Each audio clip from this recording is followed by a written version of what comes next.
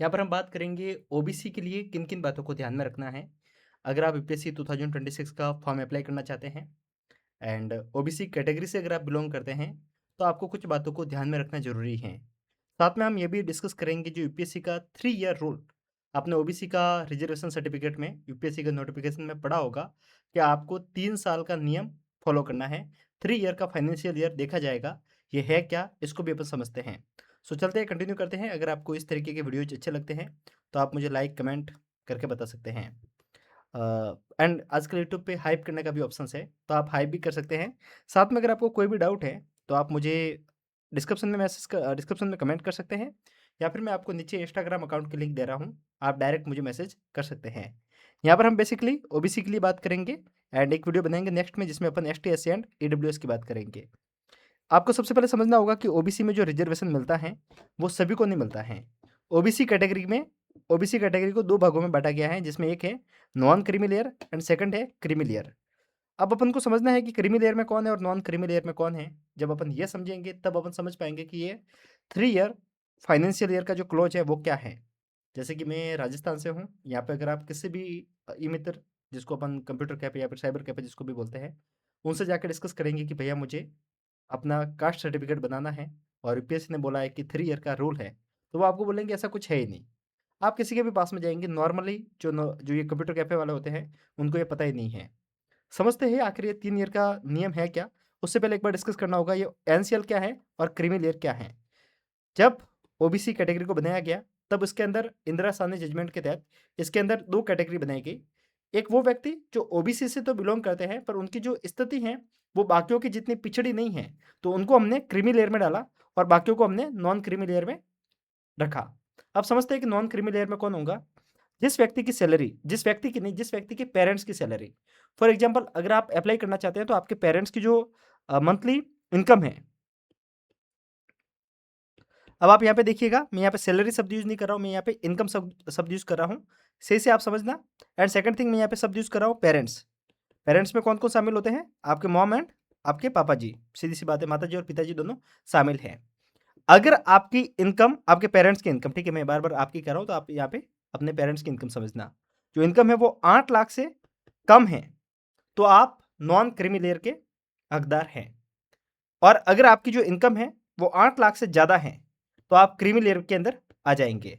अब इसके अंदर जो गवर्नमेंट जॉब के जो व्यक्ति हैं, उनके लिए अलग क्लॉज़ है, उसको अपन बाद में डिस्कस करेंगे। एक बार के लिए बेसिक बातें जान लेते हैं, फिर थोड़ा डिटेल में समझेंगे। अब समझिए कि जो 3 ईयर का नियम है वो क्या कहता है? 3 ईयर रूल है क्या, वो भी समझिए। 3 ईयर रूल का मतलब है, एक बार के लिए अपन फाइनेंशियल ईयर लेते हैं 2023, 2024 और 2025। तो यूपीएससी कह रहा है कि जब आपका ओबीसी सर्टिफिकेट देखा जाएगा, तो हम पिछले 3 साल के नियम के अकॉर्डिंग देखेंगे।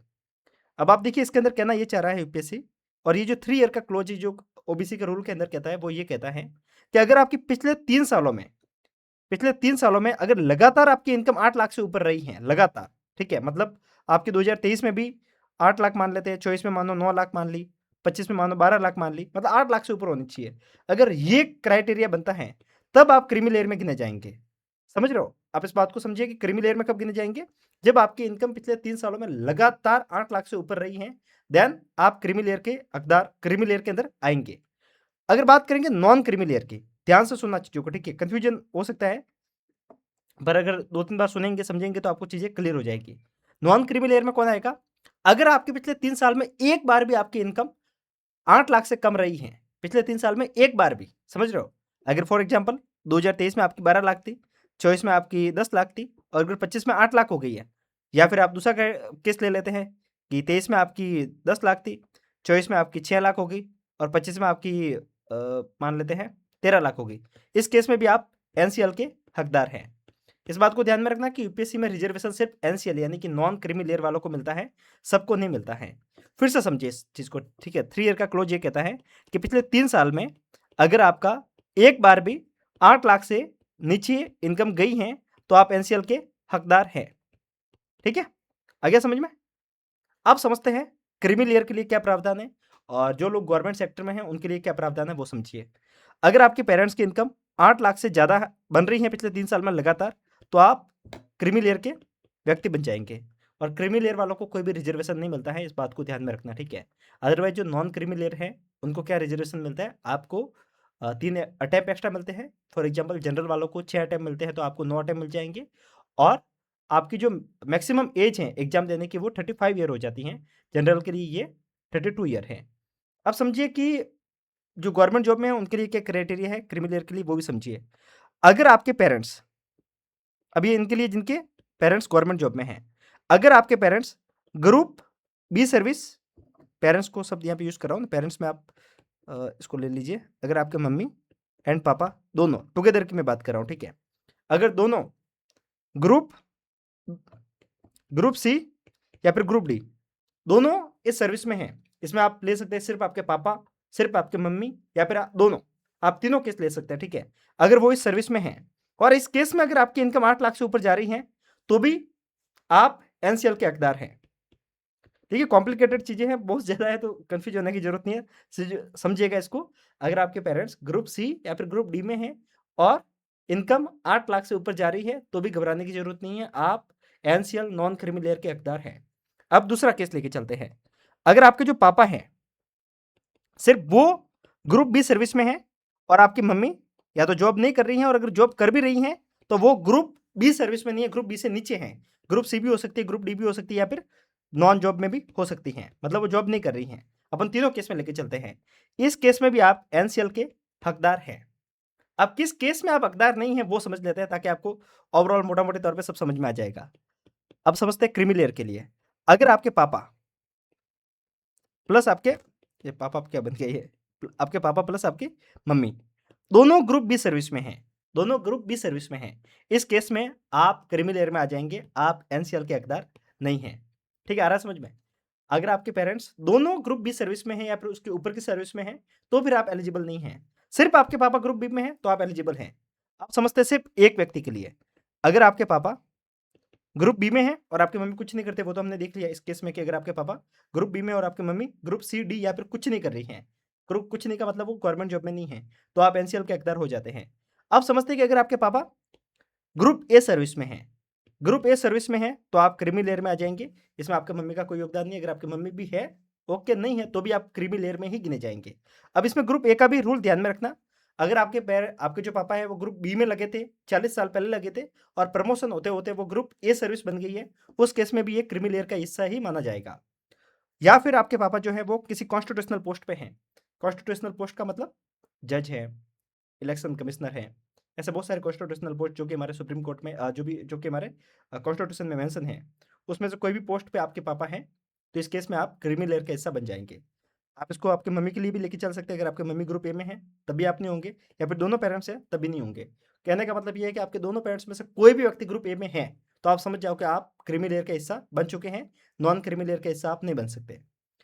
अब ये पूरा खेल लिया था कास्ट सर्टिफिकेट का, लंबा छोड़ा। ओवरऑल आप इसको समझ लीजिए, क्योंकि इतना माथापच्ची सबके लिए होगी नहीं। सबके लिए नॉर्मल सी बात है कि अगर आपके 8 लाख से नीचे इनकम है, वो पिछले 3 साल में एक बार भी गई हैं, तो आप नॉन क्रीमी लेयर के हिस्सा हैं। और जो आपका सर्टिफिकेट बनेगा उसका भी आप ध्यान में रखना। ओबीसी का सर्टिफिकेट पिछले 1 साल से पुराना नहीं होना चाहिए, और ये 1 साल फाइनेंशियल ईयर को देखा जाएगा। कहने का मतलब अगर आपका सर्टिफिकेट 1 अप्रैल 2025 से पहले बना हुआ है तो वो काम का नहीं है। आपका सर्टिफिकेट 1 अप्रैल 2025 के बाद का बना हुआ होना चाहिए। आया समझ में? सेकंड थिंग, आपका सर्टिफिकेट सेंटर लेवल का होना चाहिए। ठीक है, ये बात दोनों ध्यान में रखना, क्योंकि सर्टिफिकेट स्टेट का भी होता है और सेंटर का भी होता है। थर्ड, जब आप सर्टिफिकेट लगाएंगे, जब आप कास्ट को मेंशन करेंगे, जब आप यूपीएससी का फॉर्म फिल करेंगे, तब आपसे वहां पे क्या क्या पूछा जाएगा? सर्टिफिकेट नंबर फर्स्ट, सर्टिफिकेट को अपलोड करना रहेगा सेकंड, थर्ड पूछी जाएगी आपकी कास्ट, और कास्ट आपके सर्टिफिकेट पे लिखी हुई होती है वो आप मेंशन करेंगे, और फोर्थ आपको लिखा जाता है कास्ट का नंबर, जो सीरियल नंबर है वो आपसे पूछा जाएगा कि आपकी कास्ट का नंबर क्या है। और ये आप नंबर कहाँ से डाउनलोड करेंगे? वैसे आपके कास्ट सर्टिफिकेट पे लिखे हुए होते हैं, और अगर आपको समझ में नहीं आ रहा है तो आप गूगल पे जाकर डायरेक्ट सर्च कर सकते हैं ओबीसी सेंट्रल लिस्ट, और आपके सामने एक पोर्टल खुल जाएगा, उसके अंदर आप आपका स्टेट सिलेक्ट करेंगे। जैसे वेबसाइट खुलती है उसके अंदर आप, फॉर एग्जांपल आपका राजस्थान है तो आप राजस्थान, जब मतलब यूपी है तो यूपी, कोई भी स्टेट सेलेक्ट करेंगे, और उसमें आप आपके कास्ट का नाम सर्च करके देख सकते हैं कि वो किस नंबर पे लिखी हुई है। वहाँ पे सारे नंबर लिखे हुए हैं और आपकी कास्ट के नाम लिखे हुए होते हैं, बहुत सारे कास्ट के। तो फॉर एग्जाम्पल कोई भी आपका नंबर है तो वो आपको वहाँ पे दिखने को मिल जाएगा। मैंने 10 मिनट लेके अच्छे से समझा दिया है ओबीसी के सारे नियम। स्टिल डाउट है?